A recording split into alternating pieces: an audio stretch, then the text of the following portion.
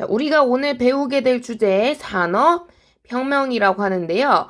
자, 이 산업혁명, 앞서 배웠던 시민혁명과 다르게 경제 분야에서 나타났던 대대적인 변화를 일컫는 말입니다. 그러면서 이 산업혁명이 등장한 이후로 인류가 먹고 사는 방식이 변화하면서 그에 맞춰서 문화, 시스템, 가치관 여러 가지가 굉장히 크게 변했다라고 할 수 있는데요. 자, 인류 역사에 큰 변화를 가졌던 이 산업혁명 중요한 사건이라고 볼 수 있죠. 그러면 우선 산업혁명이 무엇이냐? 요거부터 우리가 살펴보도록 하겠는데요. 자, 산업혁명 먹고 사는 방식이 바뀌었다고 했죠. 실은 인류는 최초의 먹고 사는 방식으로는 여러분 2학년 때 배웠겠지만 사냥, 채집, 낚시 요런 방식의 이제 자연에 있는 것들을 구해서 먹는 요러한 방식으로 맨 처음에 먹고 살다가 신석기 시대, 흔히 신석기 혁명, 농업혁명이라고 하죠. 농사, 목축과 같은 방식들이 등장하게 되면서 눈앞에 내가 없더라도 만들어서 먹는 방식이 만들어지기 시작했어요. 그러면서 이 신석기 시대 이후로 인류는 오랜 기간 이러한 식으로 자기 손으로 만들어서 먹는 방식을 주 방식으로 채택을 해서 먹고 사는 문제를 해결합니다. 그래서 사람의 손에 의해서 만들어진다. 이런 걸 이제 수공업이라고도 얘기를 하죠. 그래서 농사, 목축, 수공업 이런 식으로 인류가 직접 자기의 노동력을 투자해서 생산하는 방식으로 그렇게 먹고 살았는데요. 자, 이 산업혁명, 바로 기계라는 게 발명이 되면서 더 이상 인류가 직접 움직이지 않아도 자동으로 돌아가는 거야. 그래서 공장에서 이 기계가 돌아가면서 인류가 먹고 살 수 있는 여러 가지 상품을 제공을 하는 거고요. 이 상품을 우리가 구입을 해서 먹고 사는 방식으로 변화를 하게 됩니다. 이걸 우리는 산업혁명이라고 부르게 되는데요. 그래서 교과서에도 보시면 이 산업혁명이란 기계의 발명, 이게 되게 중요한 거죠. 기술 혁신, 이런 것들로 인해서 생산 방식이 공장에서 기계가 돌아가는 방식으로 요렇게 바뀌는 변화를 산업혁명이라고 하게 되는데요. 자, 이 변화는 18세기 후반 최초로 등장했다라고 알려져 있습니다. 그래서 18세기 후반 많고 많은 나라 중에서도 특히 영국에서 가장 먼저 출현을 하게 되는데요. 자, 그러면서 우리는 이 산업혁명을 볼 때 몇 가지 보는 포인트가 있어요. 그 중에 첫 번째, 아니 전 세계의 나라가 얼마나 많고 많은데 왜 하필 18세기 후반 영국에서 이러한 변화가 가장 최초로 일어났을까? 요거를 우리가 좀 볼 필요가 있다라는 거지. 자, 그러면서 산업혁명이 일어날 수밖에 없었던 이유, 하필 그것도 영국에서 나타났던 이유, 우리가 조사를 해보니까 하나도 두 개도 세 개도 아닌 무려 5가지의 원인이 있었다라는 거야. 영국 5가지나 이유가 있었으니 안 일어날 수가 없었다라는 거죠. 요 내용을 교과서를 가지고 먼저 살펴보면요. 일단 영국은 일찍부터 모직물 공업이 크게 발달했던 나라입니다. 자, 모직물 공업, 특히 어느 왕 때 유난히 이거 발전시키는데 애를 많이 썼었죠? 그치, 우리 수업 시간에 배웠잖아요. 엘리자베스 1세. 이 엘리자베스 1세가 영국이 양털이 풍부하다는 것, 즉 양생산이 많다라는 걸 이용해서 모직물 공업을 크게 발전을 시켰어요. 그러면서 이것들을 주위 국가한테 판매를 한다거나 식민지에 판매를 하는 그러한 모습을 보이게 되는데요. 이 모직물 공업의 발달, 다른 나라에 비해 공장이 만들어지기 유리한 환경이었다라는 거지. 즉 이거를 정리하자면 기계, 바로 산업혁명의 핵심인 기계 발전이 유리한 기술이 이미 충분히 발전돼 있었다라는 거야. 즉 다른 나라에 비해 기술 혁신, 기술 개발, 요런 것들이 상당히 많이 투자돼 있는 상태였다. 기초적인 기술 능력이 아주 풍부했다라고 영국은 볼 수가 있는 거고요. 자, 여기 이어서 두 번째, 영국은 다른 나라와의 식민지 쟁탈전에서 자주 승리를 하게 되면서 무역의 주도권을 장악을 하게 되는데요. 특히 식민지 쟁탈전에서 승리했다. 바꿔 말하면 다른 나라에 비해 식민지가 풍부한 거죠. 우리 이 식민지 쟁탈전 승리했다. 예전에도 배운 적 있잖아요. 7년 전쟁 기억납니까? 그래서 프랑스한테서 막대한 양의 식민지를 뺏어왔다. 그러니까 이게 7년 전쟁뿐만 아니라 굉장히 다양한 전쟁에서 영국은 이런 식으로 활약하게 되면서 일단 기본적으로 엘리자베스 1세 때 역시 식민지 개척 많이 나섰어요. 그죠? 여기에 더해서 이러한 효과까지 더해지게 되니까 다른 나라에 비해 식민지가 상당히 많습니다.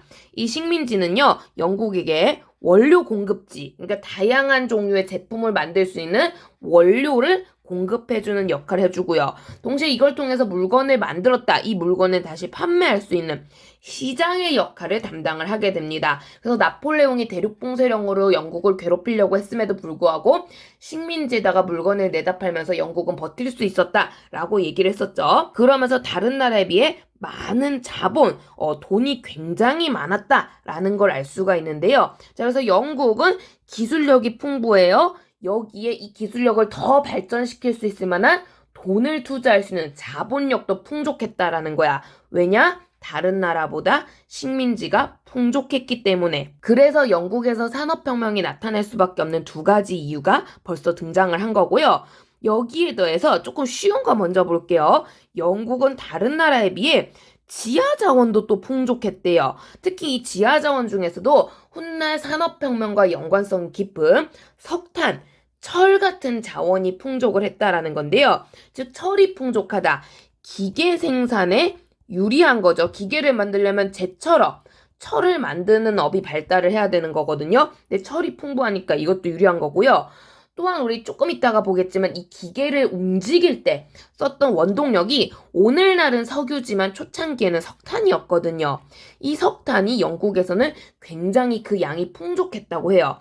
심지어 이 석탄이 보통은 지하 자원이니까 땅 속에 있잖아요. 근데 영국은 이 속에 있는 그 깊이가 되게 얕아서요. 그냥 삽질 몇 번만 하면 바로 석탄이 보이는 그러한 종류의 석탄들이 굉장히 많았다라고 합니다. 그래서 석탄 생산에 굉장히 유리했다라는 거고요. 경제적으로 자, 기술력 풍족해, 식민지 많아, 원동력이라고 할 수 있는 지하자원 풍부해. 그래서 경제적으로 뭔가 발전이 없을 수가 없는 분위기가 만들어진 상황에서 다른 나라에 비해 영국은 시민혁명 역시 빨리 시작된 편이었죠. 그래서 이 시민혁명이 빠르게 이루어지게 되면서 정치적인 안정 또한 영향을 미치게 됩니다. 특히 그 시민혁명, 영국의 시민혁명은 마지막으로 나타났던 게 명예혁명이잖아요.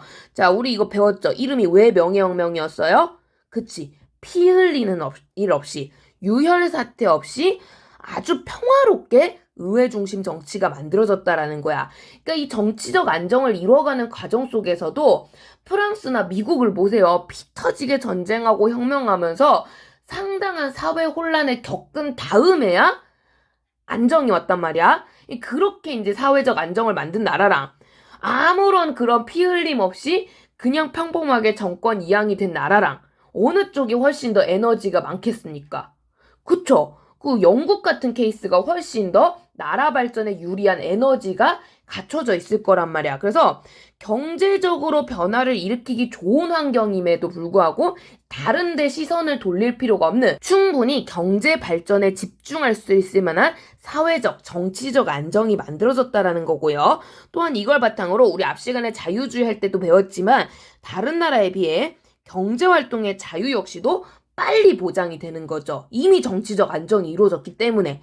그래서 이런 부분에서 영국은 이미 몇 가지야. 하나, 둘, 셋, 넷, 네 가지씩이나 발전이 안 일어날 수 없는 이러한 이제 시스템이 만들어지게 되는데요. 게다가 교과서에 직접적으로 보이진 않지만 실은 이 지하 자원을 이제 막 캐고 이동하고 이걸 다시 식민지에 판매하고 여기서 수입하고 이러는 과정 속에서 영국은 교통 역시도 되게 내부적으로 발전을 많이 해요. 그러니까 교통이 발전하니까 기술 교류나 이런 것들에도 굉장히 유리하다라고 볼 수가 있고요. 여기에 더해서 특히 영국은 다른 나라에 비해 또 빨리 나타나는 현상이 하나 더 있으니 자, 5번째 원인이 되겠습니다.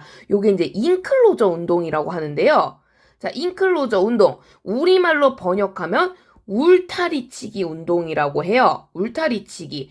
즉, 내 땅, 네 땅을 구분하는 울타리, 경계선을 구획하는 운동을 인클로저 운동이라고 하는데요. 이 운동 때문에 실은 다른 나라가 이제 농업에만 집중을 하고 있을 때 영국은 농업에만 집중할 수가 없는 상황이 만들어지게 됩니다. 요거는 선생님이 이제 우리 교과서의 설명이 좀 빈약해서 학습지에다 자세하게 실어놨는데요. 학습지 20쪽 피시면 되겠는데요. 여기에 보시면 인클로저 운동 선생님이 자세하게 설명 넣어놨죠. 자, 그래서 이전까지는 우리가 이제 중세시대였잖아요. 원래 이런 혁명이 나타나기 전까지만 해도 이 중세시대 때는 모든 땅이 영주의 땅이었으니까 그래서 일반인들 사이에서는 이 땅이 일종의 공유지, 그러니까 내 땅이 아니라 영주의 땅을 우리가 함께 쓰는 그러한 형태로 땅의 개념이 이해가 되고 있었는데 이게 이제 혁명이 터지고 시대가 변하고 이러하는 과정 속에서 어느 순간부터 자연스럽게 땅이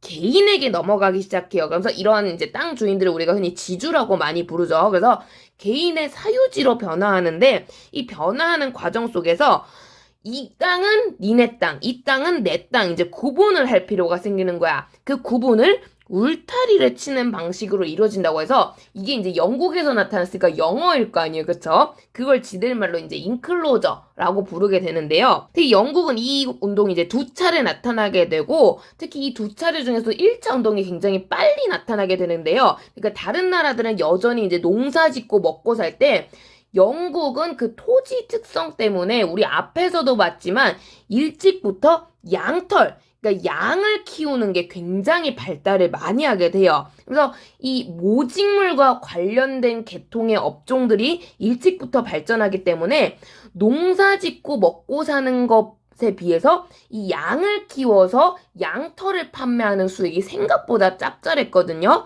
특히 이거는 우리 앞에서 봤던 이제 엘리자베스 1세 요 시기에 가까워지면 가까워질수록 이 엘리자베스 1세가 괜히 모직물을 키운 게 아니야.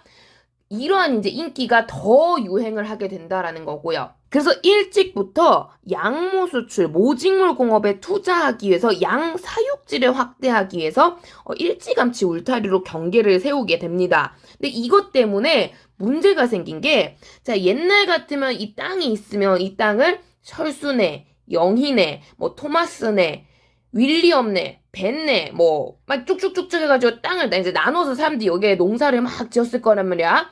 게다가 여러분 우리 조선시대나 이런 시대 하실 때 배웠겠지만 이 농사라는 게 한두 사람 인력으로는 안 되거든요. 그럼 땅별로 막 몇십 명씩 사람이 들어가서 일을 할 텐데 이 땅을 이제 양을 키우기 시작하는 거야. 근데 여러분 양 키우는 방식 대충 알죠? 그냥 풀어서 키우거든요. 그러니까 넓은 땅에 울타리 세워놓고 이 울타리 안에 여기 양을 쫙 풀어놓으면 되는 거야. 그래서 여기에 양치기 1명, 양치기 개 하나 이거 있으면 웬만한 심지어 울타리까지 쳤잖아. 웬만한 땅 안에 있는 그 양들은 관리가 돼요. 그러니까 원래 같으면 이 땅 전체에 사람이 몇십 명이 살고 있었는데 여기 양을 다 풀어 키우게 되면서 사람 한두 명이면 땅 관리가 충분한 거야. 지주 입장에서는. 수십 명한테 땅을 빌려줄 이유가 없는 거지. 그러면서 기존에 농업으로 먹고 살던 사람들이 양 때문에 쫓겨나는 거예요. 이러한 현상이 영국에서 굉장히 많아지게 되면서 쫓겨난 사람들은 뭐하고 먹고 살아, 그치? 경제적으로 중간에 굉장히 곤란해지는 거죠. 이걸 우리가 앞에서 그 르네상스 할 때 토마스 모어라는 사람 기억나요? 유토피아. 이때 이런 현상이 이미 나타나기 시작해서 엄청나게 토마스 모어가 이걸 비판하는 그러한 내용들이 이제 담겨져 있게 되고요. 근데 여기서 끝이 아니야. 결국 이제 이 쫓겨난 사람들이 뭔가 먹고 살 길을 마련을 해야 되잖아요. 근데 이제 이 타이밍에 엘리자베스 1세가 공장을 세워가지고 이제 모직물 공업을 발전시키기 시작하는 거예요. 아직 기계까지는 아니지만. 그러면서 이제 이 공장으로 이사를 가가지고 여기에 이제 일을 하려는 사람들이 늘어나게 되는 거죠. 그래서 이제 공장이 늘어나니까 이런 사람들이 이제 자본가들이 되잖아.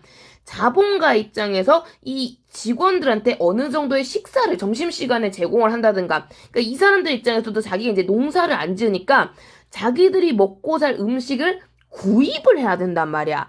구입을 하게 되면서 예전에 비해 또 곡물 가격이 상승을 해요. 심지어 우리 앞에서 봤지만 곡물법, 영국은 이런 것까지 제정을 해주면서 어떻게든 외국의 곡물보다는 우리나라 곡물이 판매가 되게끔 보호를 또 해줬거든요. 그러니까 이러다 보니까 지주들이 양털도 양털인데 이 곡물도 또 생각보다 경제적 이익이 커. 그러면서 이 곡물을 어떻게 하면 합리적으로 최대한 이익을 뽑아내면서 경영할 수 있을까? 이제 이런 것들을 생각하면서 더더욱 내 땅을 구분하는 중요성이 커지는 거야. 이렇게 해서 울타리치기가 영국 전역에 확대가 되는데요. 자, 이러면서 이 내용을 보시면 알겠지만 기존에 농산 일을 하던 일반인들이 쫓겨나서 공장으로 가는 경우가 늘어나기 시작했다는 거죠. 즉, 이미 영국은 농산 일을 하는 사람뿐만 아니라 도시, 공장에서 일을 할 만한 노동력이 충분했다라는 거고요. 즉, 공장으로 투자될 만한 여유 노동력, 잉여 노동력이 굉장히 풍족했다라는 거지.